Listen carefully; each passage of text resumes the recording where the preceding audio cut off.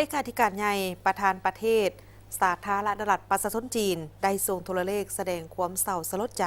ต่อการมรณกรรมของสหายพลเอกคำไต่ศรีพันดรอดีตประธานคณะบริหารงานศูนย์กลางพรรคอดีตประธานประเทศแห่งสาธารณรัฐประชาธิปไตยประชาชนลาว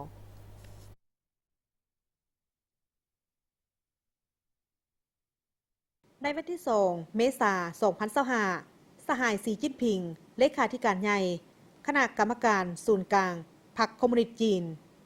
ประธานประเทศแห่งสาธารณรัฐประชาชนจีนได้ส่งโทรเลขแสดงความเศร้าสลดใจมายังสหายทองลุ้นศรีสุริตเลขาธิการใหญ่คณะบริหารงานศูนย์กลางพรรคประชาชนปฏิวัติลาวประธานประเทศแห่งสาธารณรัฐประชาธิปไตยประชาชนลาวต่อการมรณกรรมของสหายพลเอกคำไต่ศรีพันดรอดีตประธานคณะบริหารงานศูนย์กลางพรรคอดีตประธานประเทศแห่งสาธารณรัฐประชาธิปไตยประชาชนลาวเนื่องในโทรเลขระบุว่าข้าพเจ้าขอต่างหน้าให้พรรคคอมมิวนิสต์จีนรัฐบาลจีนประชาชนจีนและในนามส่วนตัวขอแสดงความเศร้าสลดใจและอาลัยอาวรณ์อย่างสุดซึ้งต่อการจากไปของสหายพลเอกคำไต่ศรีพันดรและแสดงความเห็นใจอย่างจริงใจมายังครอบครัวของสหายพลเอกคำไต่ศรีพันดร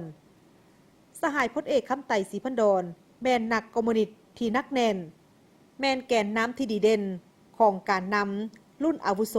ของพรรคและรัฐลาว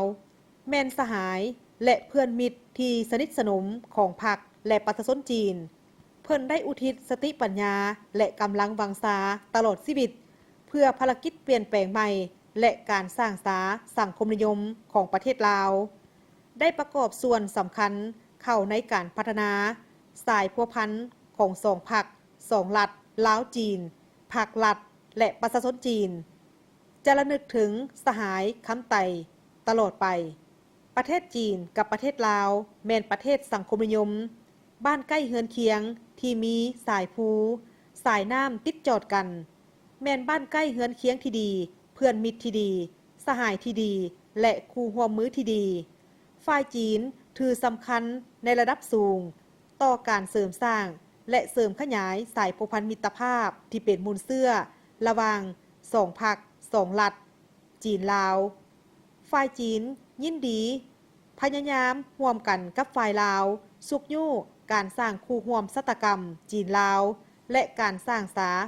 ภารกิจสังคมนิยมของแต่ละประเทศให้มีการพัฒนายิ่งขึ้นอย่างบ่หยุดยั้งขออวยพรให้ภารกิจก่อสร้างพรรคและประเทศลาวประสบผลสำเร็จอันใหม่ใหญ่หลวงกว่าเก่าอย่างบ่หยุดยั้งภายใต้การนำพาอันนักแน่นของศูนย์กลางพรรคประชาชนปฏิวัติลาวที่ถือสหายทองลุ้นศรีสุริตเป็นเลขาธิการใหญ่สหายพลเอกคำไต่ศรีพันดรยืนยงในภารกิจปฏิบัติลาวสั่วกาลนาน